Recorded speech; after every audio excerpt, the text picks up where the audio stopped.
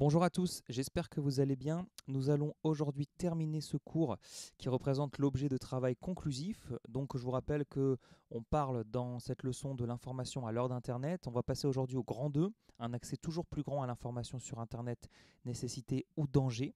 Donc on va voir en fait dans cette partie que certes aujourd'hui Internet vous permet d'avoir une grande liberté d'information, mais que justement se pose aujourd'hui la question de parfois du contrôle de cette liberté. Est-ce que finalement c'est un bénéfice total, cette liberté quasi généralisée sur Internet, ou est-ce qu'au contraire, il y a nécessité de poser certaines limites? Alors c'est ce qu'on va un petit peu voir, notamment à travers deux thèmes importants. Celui des lanceurs d'alerte, ça sera notre petit 1, et on parlera en petit 2 des théories du complot et des fake news. On verra ça donc pour conclure cette leçon. Je rappelle que cette leçon termine notre grand chapitre sur l'information, et que dès la semaine prochaine, nous passerons à une nouvelle thématique sur la démocratie. Donc on va tout de suite passer à notre petit 1, les lanceurs d'alerte, figures de l'information libre sur Internet, et je vous propose de regarder une vidéo pour commencer ce thème.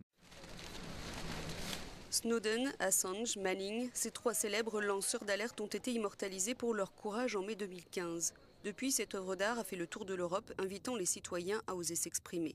Pour certains, ces lanceurs d'alerte sont des héros, pour d'autres, notamment aux États-Unis, ce sont des traîtres. Chelsea Manning, née Bradley Manning, est la seule à avoir été emprisonnée. C'est en août 2013 qu'elle écope de 35 ans de prison. Elle est alors analyste militaire de l'armée américaine. Elle est condamnée pour avoir transmis à Wikileaks différents documents militaires classifiés, des documents sur les morts de civils pendant la guerre d'Afghanistan et en Irak. Wikileaks publie des informations sensibles depuis 10 ans maintenant, mais a fait les gros titres en 2010 en dévoilant les documents de Manning, notamment la vidéo d'une bavure américaine lors de la guerre d'Irak. La sortie de ces images montrant des soldats américains tuant plusieurs civils irakiens depuis un hélicoptère à Bagdad le 12 juillet 2007 avait provoqué l'indignation générale.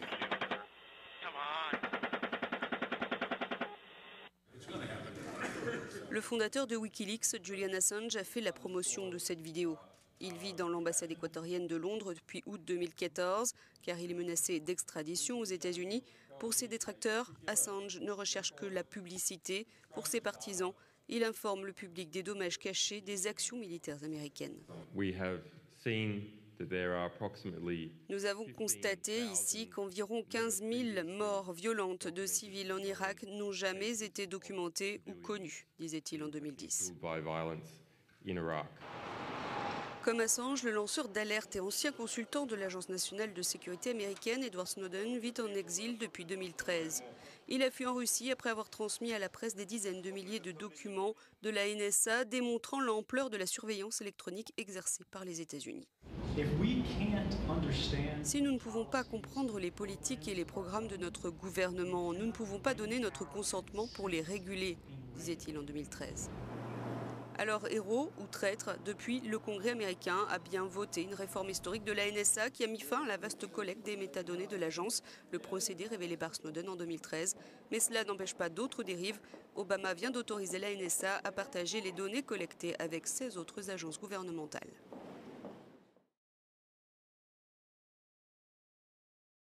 Call it a war on truth-telling. It's about government crimes or lies.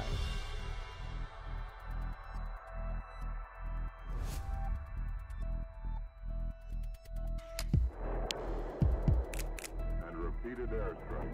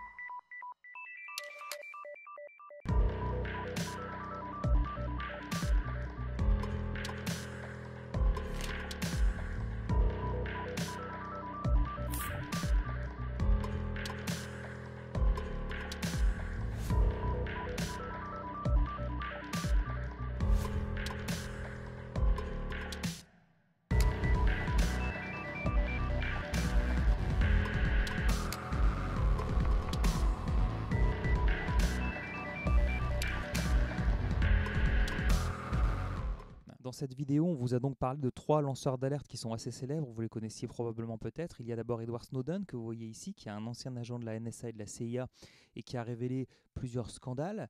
Vous avez Julian Assange ici, qui a notamment fondé le site Wikileaks, qui a révélé de nombreux scandales d'État et d'autres éléments qui évidemment pouvaient sensibiliser et heurter l'opinion publique. On verra ça un petit peu après. Et puis vous avez également aussi Bradley Manning, dont il a été question dans cette vidéo. Alors en gros, qu'est-ce qu'un lanceur d'alerte? Eh bien, vous l'avez vu, c'est un personnage, une personne qui va révéler des informations, qui va mettre en lumière des scandales d'État, des comportements illicites, dangereux, et qui tient à mettre cela à la portée de l'opinion, c'est-à-dire à faire connaître, à rendre public toutes ces informations, notamment parfois parce qu'elles menacent l'intérêt général. Alors, ils vont profiter en général justement d'Internet, des nouvelles potentialités du numérique. Ils vont se servir de tous les moyens possibles pour révéler des données ou des comportements qui seraient contraires au bien commun. Ce n'est pas un personnage nouveau, vous l'avez vu dans la vidéo, on a déjà des lanceurs d'alerte au moment de la guerre du Vietnam que vous connaissez maintenant. Par exemple, notamment Daniel Ellsberg que vous voyez ici, c'est le premier lanceur d'alerte qui a révélé un certain nombre de scandales au moment de la guerre du Vietnam. Alors il n'avait pas encore les moyens modernes et numériques que vous connaissez, mais ceci dit, le personnage de lanceur d'alerte existe déjà. Alors aujourd'hui, évidemment, ils vont bénéficier d'un terrain qui est beaucoup plus favorable. Il va être beaucoup plus facile de collecter, de stocker des données, et donc finalement, parfois, vous le savez, ces données qui sont stockées sur des serveurs sont aussi plus vulnérables. Évidemment, lorsque vous avez un certain talent informatique ou lorsque vous savez pirater certains réseaux, eh bien, vous pouvez obtenir des informations secret défense, secret d'État que l'on peut révéler au grand public. Bref, évidemment, les États, les autorités politiques, publiques, souhaitent en général contrôler pas mal ces lanceurs d'alerte et ne vont pas parfois hésiter même à les condamner. Pour certains, les lanceurs d'alerte vont être de véritables héros à protéger. Vous voyez par exemple ici une de l'Humanité Dimanche qui vous dit qu'il faut protéger les lanceurs d'alerte. Et pour d'autres, ça va être des personnages dangereux qui fragilisent les États. Justement d'ailleurs, à vous de choisir un petit peu dans ce débat votre camp, puisque, et c'est un peu ce que l'on dit dans notre 3e flèche, il faut un petit peu nuancer l'image du lanceur d'alerte. C'est vrai que pour les uns, ces lanceurs d'alerte vont être de véritables héros qui vont révéler des choses que le public doit savoir, des choses, des mensonges ou des scandales qui doivent être mis en lumière, qui doivent être mis au jour afin que le public soit au courant de tous les agissements, par exemple, d'un État. Pour d'autres, au contraire, ces personnages-là vont fragiliser certains États et peuvent aussi amener des manipulations, des déstabilisations économiques, politiques. Donc bon, à vous de réfléchir sur ces questions, à vous de vous renseigner sur la chose. Est-ce que les lanceurs d'alerte sont des personnages qui sont utiles à la démocratie et qui font progresser justement l'information, ou est-ce qu'au contraire, ils utilisent l'information pour déstabiliser, pour finalement amener des réflexions qui vont peut-être trop loin et donc peut-être amener vers ce qu'on va voir dans le petit 2, les théories du complot, les fake news. Donc encore une fois, je ne vous donne pas du tout mon avis là-dessus, c'est à vous d'avoir le vôtre. Faites-vous votre propre avis sur la question, n'hésitez pas à vous renseigner sur ces différents personnages, à faire des recherches et puis vous aurez votre propre idée. En tout cas, sachez qu'effectivement, les lanceurs d'alerte ont tout de même permis de faire ressortir certaines réflexions, certains scandales d'État, par exemple, notamment sur l'utilisation des données que pouvaient faire Google ou Facebook. Ils collectaient en général des données qui pouvaient être utilisées, voire parfois même vendues. Donc n'hésitez pas à bien réfléchir à toutes ces questions-là. C'est quand même en général des questions qui sont importantes. Voilà, je vous propose de passer au petit 2 sur les théories du complot et les fake news. Donc pour traiter ce petit 2, je vous propose de regarder d'abord une vidéo qui va vous rappeler ce que sont les théories du complot et les fake news. Mais avant ça, je vous renvoie également aux travaux qui ont été faits par Madame Di Geronimo et certains élèves du lycée qui se sont intéressés aux fake news durant toute cette période liée au coronavirus. C'est assez intéressant, vous allez voir d'innombrables fake news. Et justement, Madame Di Geronimo a travaillé avec pas mal de ses élèves à comment lutter justement et comment repérer une fake news. Donc ça, c'est assez intéressant. Je vous le mets en lien dans la description. On va pouvoir maintenant regarder la vidéo dont je vous parlais sur théorie du complot et fake news. Regardez bien. C'est la nouvelle expression à la mode, fake news. Popularisée par Donald Trump, on l'utilise un peu à tort et à travers pour signifier fausses informations, rumeurs, complots ou mensonges purs et simples. À l'heure de la guerre de l'information sur les réseaux sociaux, prenons 3 minutes pour faire le point. À la base, l'expression fake news s'applique à des sites parodiques, type Le Gorafi ou The Onion aux États-Unis. Très vite, les fake news vont désigner ces fausses informations diffusées par des sites qui se donnent l'apparence d'un vrai journal, avec ses codes, sa présentation. L'objectif est double, faire du clic quand ce sont des sites purement commerciaux, et pour les sites militants comme Breitbart aux États-Unis, un des sites de l'alt-right, la fachosphère américaine, l'objectif est la propagande et la manipulation en partageant des fausses informations. Comme la nouvelle que le pape avait apporté son soutien à Donald Trump. Du côté français, la fake news qui a fait le tour de la toile, c'est celle partagée par la fachosphère qui prétendait qu'Alain Juppé, renommé Ali pour l'occasion, serait coupable de compromission avec l'islam intégriste. Comme dirait Donald Trump, fake. Mais ce n'est pas fini. Les fake news ont même pris un nouveau sens. Trump, ou Florian Philippot, le vice-président du FN, désigne sous le nom de fake news toutes les informations qui ne correspondent pas à leur vision du monde. Le phénomène fake news, si on peut l'appeler ainsi, montre en fait la tentative par Trump ou par le FN en France de discréditer les médias traditionnels et de les mettre en équivalence avec des sites qui sont engagés dans un combat politique, comme l'explique Nicolas Cassiaf, sociologue des médias à Sciences Po Lille. Mais la manipulation politique, ça n'est pas si nouveau que ça. Même Périclès, le leader de l'Athènes antique, a dû y faire face. Mais ce qui a changé, c'est le contexte, technologique notamment. Depuis 20 ans, on assiste à une démultiplication des sources et des fabricants de l'information.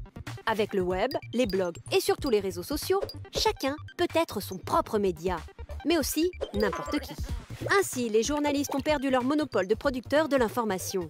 À cela s'ajoute le fait que les réseaux sociaux, via les retweets et les partages, accélèrent la circulation de l'information et amplifient sa propagation, agissant comme une caisse de résonance. Face à cette avalanche de fausses informations, des solutions sont en cours d'élaboration. 8 médias français, dont Le Monde, l'AFP, BFM TV ou encore Libération, ont décidé de collaborer avec Facebook pour réduire la présence endémique de fausses informations sur le réseau social. Des équipes de fact-checkers de ces médias vérifient depuis février 2017 la validité de liens qui sont signalés par les utilisateurs de Facebook. Si le lien est effectivement une fake news, c'est mentionné sur le réseau social par le biais d'une phrase d'alerte. Mais le travail repose aussi sur les épaules des citoyens, qu'ils soient passionnés d'information ou lecteurs lambda. Il y a quelques réflexes de base à acquérir pour ne pas tomber dans le piège des fake news. En premier lieu, toujours vérifier la fiabilité de la source de l'information. Lire l'article en entier et ne pas se contenter du titre. Essayer de déterminer si l'on a affaire à un média reconnu ou un organe militant. En bref, toujours garder un esprit critique et les yeux bien ouverts.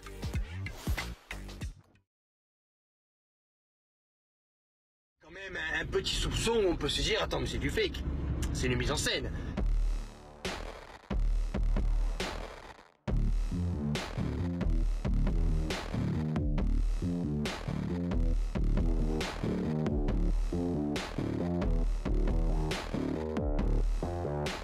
Maintenant, si l'acte est vrai, magnifique, rien à dire. Maintenant, s'il est fake, et il y a de quoi se poser la question quand même.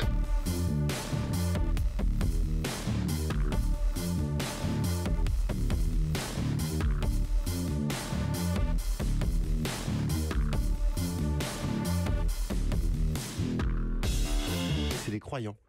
Ils pensent savoir, mais en fait ils croient. C'est très difficile de contrer une théorie du complot avec des arguments rationnels.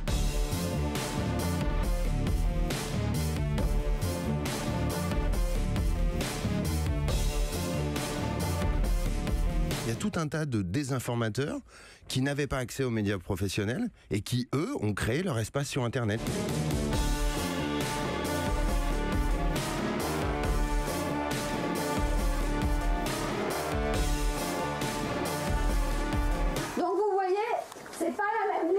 Si on coupe ici et si on coupe là. Donc on a joué sur le mot technique, c'est quoi? Le cadrage. Bravo.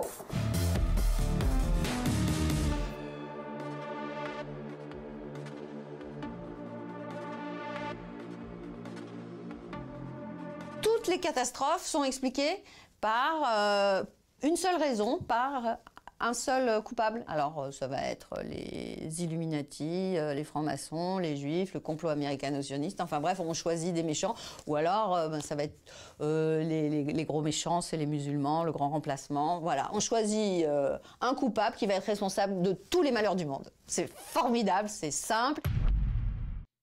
Donc grâce à cette vidéo, vous comprenez que Internet est véritablement un terrain qui est propice à la propagation à la fois des théories du complot et des fake news. Bon, fake news, je pense que tout le monde sait ce que ça veut dire, c'est les fausses nouvelles, c'est-à-dire les fausses informations. Théorie du complot, on va encore plus loin, c'est une représentation de la réalité qui attribue tout événement à un complot qui a été mis en place en secret. Donc évidemment, Internet va relayer, diffuser de nombreuses informations qui ressemblent à la fois à des fake news et des théories du complot. Et vous le voyez, nous-mêmes, par nos usages, notamment liés aux réseaux sociaux, on va parfois répercuter des informations. Regardez, 53% des Français vont répercuter des informations, vont les partager sans même avoir vérifié leurs sources. Ce qui fait que forcément, vous allez avoir parfois des partages d'informations qui sont fausses, des partages même de montage aussi, puisque, je vous le mets dans cette première flèche, aujourd'hui, les techniques de trucage et les montages possibles, grâce à des logiciels, grâce à l'informatique, eh bien, permettent véritablement parfois une véritable manipulation de l'image et donc une manipulation de l'information. Alors dans la seconde flèche, on va chercher à comprendre pourquoi aujourd'hui se multiplient les théories du complot et les fake news. C'est lié à deux éléments. La première, c'est l'affaiblissement du rôle des journalistes. Vous savez qu'en général, les médias traditionnels sont beaucoup plus décriés que précédemment. Auparavant, on avait foi en ce que racontaient les journalistes, et notamment la radio, la télévision, les journaux. Aujourd'hui, c'est beaucoup plus remis en question. Et le rôle de gatekeeper qu'on avait évoqué, vous savez, on l'avait vu dans la première partie de la leçon, c'est-à-dire ce journaliste qui fait un tri objectif dans l'information pour transmettre cette information au grand public. Ce rôle-là est totalement remis en question par une partie de la population, et en général cette même partie de la population va plutôt rechercher à se faire un avis par elle-même, notamment à travers les réseaux sociaux. Et d'ailleurs, regardez, quand on regarde la proportion, les supports qui vont propager le plus justement ces fake news, mais également ces théories du complot, ce sont évidemment les réseaux sociaux. Alors ça s'explique par la logique d'entre-soi. Vous le savez très bien, dans les réseaux sociaux, vous appartenez à des groupes de discussion, vous appartenez à des groupes qui vont partager les mêmes centres d'intérêt.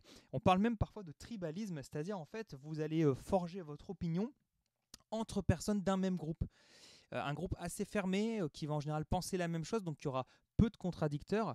Et donc de ce fait-là, vous allez avoir un fonctionnement où les informations vont s'échanger avec évidemment une adhésion quasiment qui va être quasiment automatique. On va adhérer tout de suite à ce qui va être partagé sur ce même groupe, et de ce fait-là, eh bien, vous allez partager des informations que vous n'allez peut-être même pas vérifier parce que vous allez faire confiance à ce groupe auquel vous appartenez, d'où ce mot un petit peu complexe de tribalisme. Alors dans la troisième flèche, on va terminer en nuançant un petit peu ce qu'on a dit.